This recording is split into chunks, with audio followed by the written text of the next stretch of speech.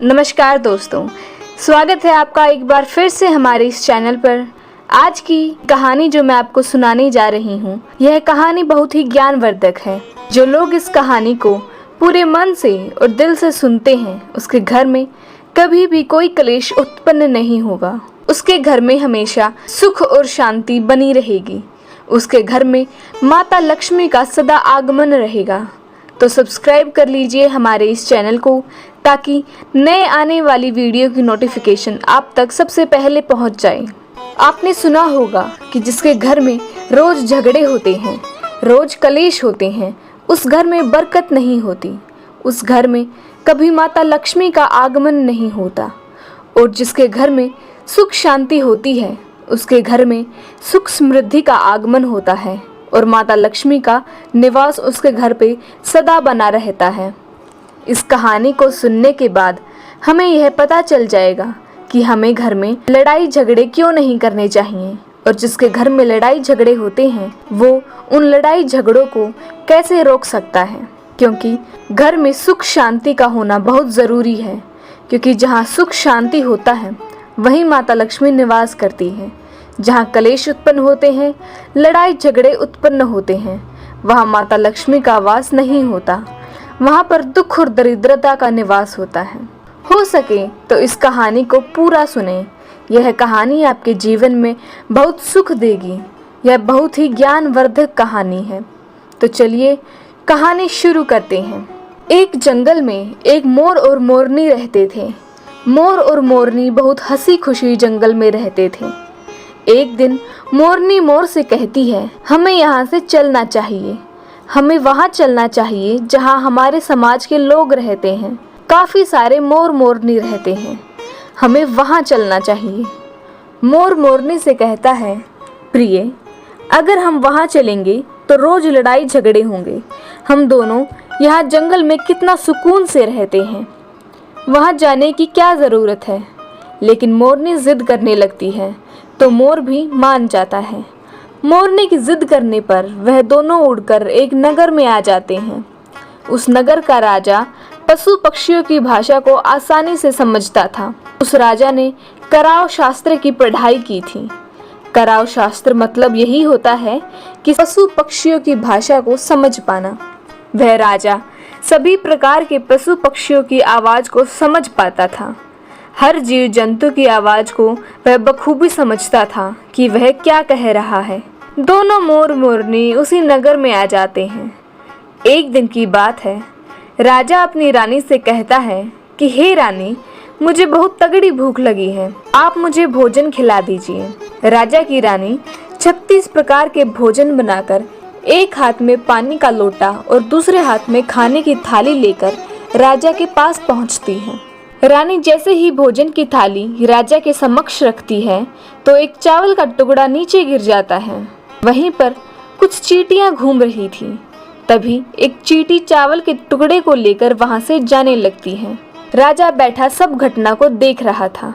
उस चींटी के पास में तुरंत ही एक बहुत बड़ा चींटा आता है और वह चींटा उस चींटी से कहता है, हे प्रिय, यह चावल का टुकड़ा मुझे दे दीजिए और तुम वापस जाओ और उस राजा की थाली से दूसरा चावल का टुकड़ा लेकर आओ। उनकी बातों को राजा पूरी तरह से सुन रहा था, क्योंकि राजा हर जानवर पशु पक्षी की भाषा को समझ सकता था। तो राजा वही बैठा रहा। जब चींटा चींटी से यह बात कह रहा था, चींटी कहने लगी, नहीं, मैं नहीं जाऊंगी। अगर यह बात राजा को पता चल गई तो राजा मुझे मार देगा। फिर चींटा चींटी से कहता है कि तुम जाओ, राजा को नहीं पता चलेगा। चींटी फिर जाने की कोशिश करती है, लेकिन फिर आधे रास्ते में वापस चली आती है और चींटे से कहती है, नहीं, मैं नहीं जाऊंगी। हो सकता है राजा को पता चल जाए और राजा मुझे मार दे। राजा उन दोनों को देख रहा था। चींटे को इस बात का आभास हो जाता है कि राजा हमारी बातों को समझ रहा है। चींटा फिर चींटी से कहता है, देखो, लगता है राजा हमारी बातों को समझ रहा है। राजा ने हमारी बातों को सुन लिया है, इसीलिए वो हमें ही देख रहा है। चींटा चींटी से कहता है, अगर राजा ने हमारी बातों को सुन लिया है और राजा किसी और को बताएगा तो उसी समय पत्थर का बन जाएगा। राजा चींटा और चींटी की बातों को बखूबी सुन लेता है और समझ लेता है।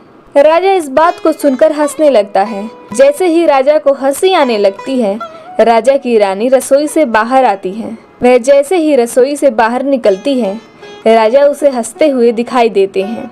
रानी राजा को हंसते हुए देखकर सोचने लगती है कि शायद मुझसे ही कोई गलती हुई है, इसीलिए राजा साहब हंस रहे हैं। रानी राजा के पास आती है और कहती है कि महाराज, मुझसे कोई पाप हुआ है क्या?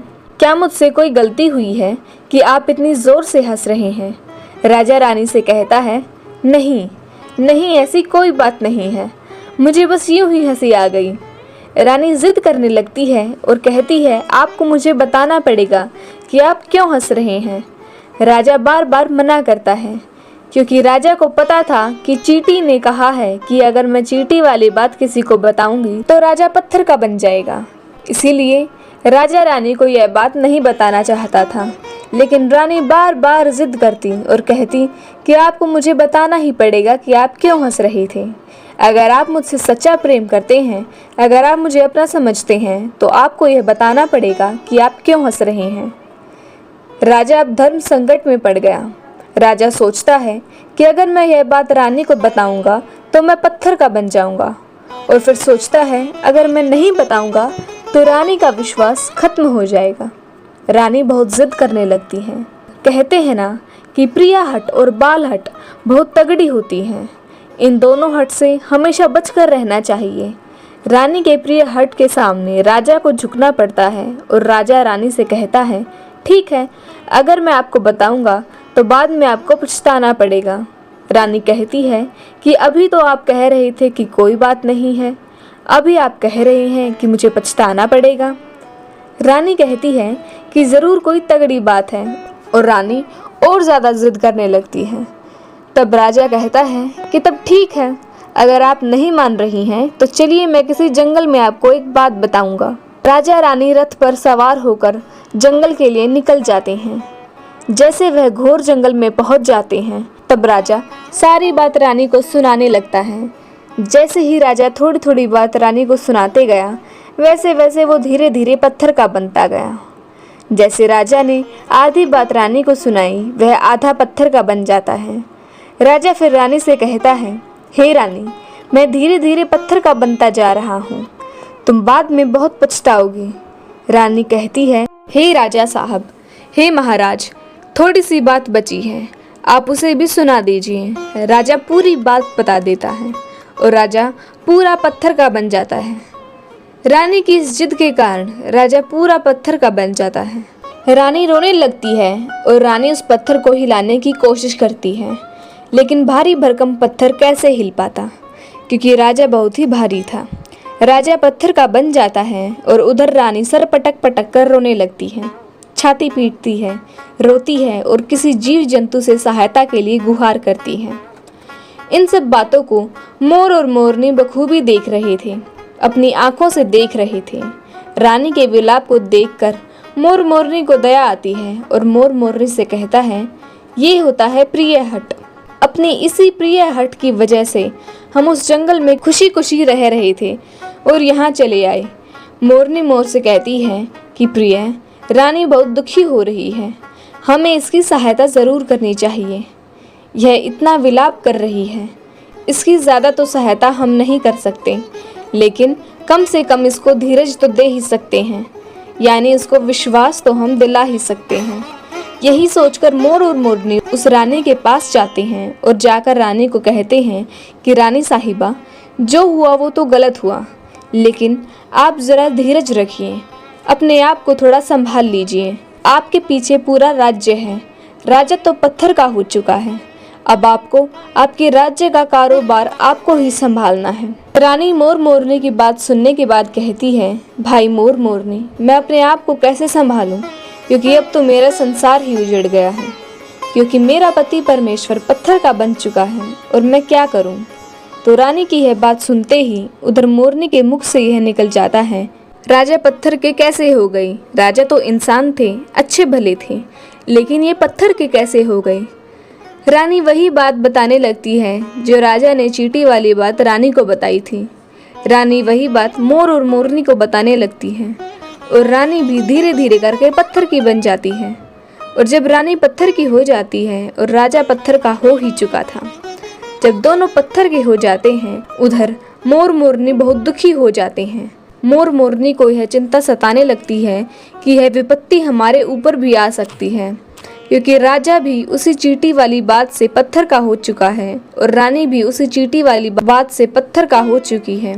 मोर मोरनी से कहता है, हम पर भी खतरा मंडरा रहा है, क्योंकि तुम स्त्रियों से कोई भी बात नहीं छिपती। मोरनी मोर से कहती है, यहाँ से हम दूर चले क्या? मोर मोरनी से कहता है, बेवकूफ़, दूर जाने से क्या फ़ायदा है? यह संकट तो धरती के किसी भी कोने में हमारा पीछा नहीं छोड़ेगा। यह खतरा तो हमेशा हमारे ऊपर मंडराता रहेगा। अगर जाने अनजाने में यह हमारे मुख से निकल गई तो हम भी पत्थर के बन जाएंगे। इसी बात को लेकर मोर और मोरनी बहुत दुखी हो जाते हैं, बहुत चिंतित हो जाते हैं। रात दिन उनको बस यही दुख खाए जाता है। यह सोचकर वे न भोजन करते न चैन से सोते, बस रात दिन उनको यही दुख सताता है। यही टेंशन रहती है कि यह बात उनके मुख से न निकल जाए। यदि हमारे मुख से यह बात भूल कर भी निकल गई तो दोनों पति पत्नी भी पत्थर के बन जाएंगे। यही सोचकर मोर ने दिमाग लगाया, यदि मैं सारी चींटियों को ख़त्म कर दूं तो यह सब खत्म हो सकता है, क्योंकि ये सारा करा धरा तो चींटियों का है। मोर मोरनी से कहता है, प्रिय, अगर हम सृष्टि से सारी चींटियों को ख़त्म कर दें तो चींटियों का संकट समाप्त हो जाएगा। और मोर मोरनी इस बात से राजी हो जाते हैं और सभी चींटियों को मारकर खाना शुरू कर देते हैं। मोर और मोरनी का इतना आतंक हो गया था कि सभी चींटियां डर के मारे और बिल खोद के धरती के अंदर जाकर छिप गईं। मोर और मोरनी ऐसी निगरानी रखते थे कि उन्हें जहाँ भी चींटी दिखती थी तुरंत दबोच लेते थे।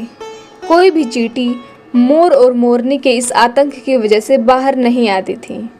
सभी चींटियों ने ज़मीन के अंदर अपना बिल बनाना शुरू कर दिया और ज़मीन के अंदर जाकर बैठ जाती थी।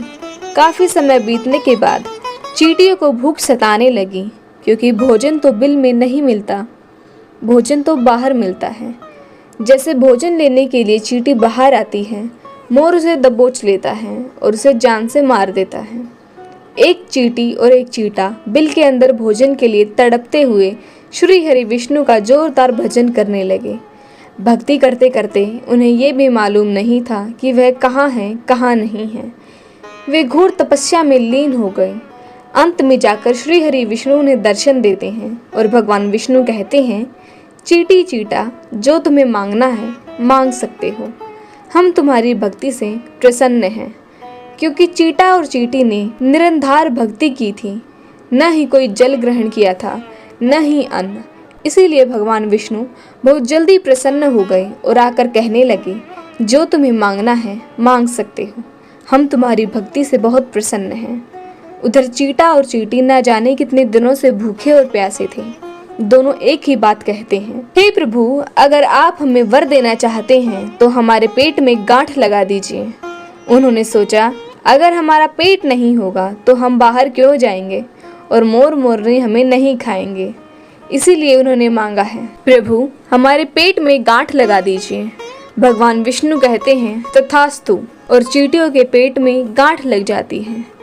आज भी उन चींटियों के पेट में गांठ लगी हुई है, चींटियों का पेट नहीं होता। फिर चींटा और चींटी भगवान विष्णु से कहते हैं, प्रभु हमारे पेट में तो गांठ लग गई है, लेकिन अभी भी हमें मोर और मोरनी से खतरा है। मोर और मोरनी हमारे इंतज़ार में अभी भी ऊपर ज़मीन पर बैठे हैं और जैसे ही वे लोग हमें देखेंगे वे हमें मार देंगे। भगवान विष्णु मोर से कहते हैं, हे मोर, तुम चींटियों का शिकार करना बंद कर दो। इसमें चींटियों का कोई दोष नहीं है। जो दोषी था वो राजा था, क्योंकि राजा ने कराउ शास्त्र की पढ़ाई की थी, इसीलिए वो सभी जीव जंतु की भाषा को समझने में सक्षम था। उसके साथ साथ जो जिनकी भाषा को समझता था उनको रूप बदलने में भी सक्षम था। पशु पक्षियों का वह रूप धारण किया करता था और जब राजा रूप धारण करता था उन पक्षियों के साथ गलत भी किया करता था। फिर ऐसे पशु पक्षियों पर वह जोर से हंसता था। इसकी ऐसी मूर्खता के कारण ही आज ये राजा पत्थर का बना पड़ा है। मोर कहता है, हे प्रभु, उनकी पत्नी का, उनकी रानी का क्या दोष है? श्री हरि विष्णु कहते हैं कि उनकी पत्नी भी उनके इस पाप में भागीदार है, क्योंकि उनकी पत्नी अगर उनको रोक सकती तो इतना बड़ा पाप नहीं करता। इसीलिए उनकी रानी भी इस पाप की भागीदारी है, इसीलिए आज वो भी पत्थर की बन चुकी है। श्री हरि के समझाने के बाद मोर उनसे कहता है, हे प्रभु, इस बात को हम किसी और से कहेंगे जो कि रानी ने हमें सुनाई है, तो क्या हम भी पत्थर के बन जाएंगे? श्री हरि विष्णु कहते हैं, तुम्हारा ये श्राप अब समाप्त हो चुका है। तुम्हें किसी से कहने पर कोई फर्क नहीं पड़ेगा, आप किसी से भी कह सकते हैं, तुम्हारे ऊपर से खतरा टल चुका है। मोर और मोरनी बड़े प्रसन्न हो जाते हैं, उनकी खुशी का कोई ठिकाना नहीं था। श्री हरि विष्णु अंतर ध्यान हो जाते हैं और चले जाते हैं, और इधर मोर मोरनी का कोई खुशी का ठिकाना नहीं रहता। अगर किसी को खुशी होती है तो वह झूमने लगता है, नाचने लगता है। मोर को जब यह पता चला कि उनके ऊपर से खतरा टल चुका है तो वह खुशी में नाचने लगा, जोरदार नाचने लगा। उसकी खुशी का कोई ठिकाना नहीं था, वह खुशी के मारे पागल हो रहा था। फिर जैसे ही मोर खुशी के मारे अपने पैरों के नीचे देखता है कि मोर के पैर फटे और बदसूरत बने हुए थे, मोर अपने पैरों को देखकर रोने लगता है। मोर सोचने लगता है कि पहले मेरे पैर कितने सुंदर थे, लेकिन आज इतने फटे और गंदे कैसे हैं। मेरा पूरा बदन सुंदर है, लेकिन मेरे पैर इतने फटे और बदसूरत कैसे हैं। मोर के पैरों के फटने का कारण चींटी का खाना था, क्योंकि उसने बहुत सारी चींटियां मार मार कर खा ली थी और मोरनी भी उन्हें खा गई थी, इसीलिए उनके पैर फट गए थे। आज भी कोई इंसान अगर चींटी खाता है तो उसके शरीर में छोटे छोटे दाने पड़ जाते हैं। यदि आप ज़्यादा मात्रा में चींटी खाओगे तो आपका बदन भी फटने लगेगा। सांप केंचुली क्यों छोड़ता है? क्योंकि सांप चींटी खाता है और इसीलिए उसका शरीर फट जाता है, अलग हो जाता है। इसी तरह मोर के पैर फट गए थे और वे बदसूरत हो गए थे, इसीलिए मोर अपने पैरों को देखकर जोर जोर से रोने लगा। मोरनी मोर को धीरज देती है और कहती है, जो हुआ वो तो हो गया, रोने से क्या होगा। मोर नाचता और जोर जोर से रोता है, इसीलिए उसके आंखों से आंसू की धारा बह रही थी। मोरनी मोर को धीरज बांधती है और उसके आंसुओं को नीचे गिरने से रोकती है, लेकिन रोक नहीं पाती। मोरनी के हाथ तो नहीं है, लेकिन अपनी चोंच से एक एक आंसू को उठाती और अपने मुख में रखने की कोशिश करती, लेकिन कितना अपने मुख में रखती, सीधे मोरनी के पेट में चले जाते। इस तरीके से हर बार मोरनी मोर के आंसुओं को रोकती और मोर नाचता और खूब जोर जोर से रोता। मोर के आंसुओं को देखकर और मोरनी के प्यार को देखकर भगवान श्री हरि फिर से दर्शन देते हैं और मोरनी को आशीर्वाद देते हैं और कहते हैं कि तुम्हारा प्रेम ऐसे ही सदा बना रहे। भगवान श्री हरि मोर और मोरनी को आशीर्वाद देते हैं और कहते हैं, तुम्हारी भक्ति धन्य है और तुम धन्य हो। एक समय ऐसा भी आएगा कि तुम्हारे पंख को हम मुकुट बनाकर धारण करेंगे। इसीलिए कहते हैं कि जब श्री कृष्ण के रूप में श्री हरि धरती पर आते हैं तो वह मोर का पंख अपने मुकुट में धारण करते हैं। इस कहानी में बस इतना ही, और हम आशा करते हैं कि इस कहानी से आपको बहुत कुछ सीखने को मिला होगा। तो दोस्तों, आपको ये कहानी कैसी लगी हमें कमेंट बॉक्स में ज़रूर बताएं, और आपको हमारी ये वीडियो अच्छी लगे तो आप हमारी इस वीडियो को लाइक शेयर ज़रूर करें, हमारे चैनल को भी सब्सक्राइब करें। धन्यवाद।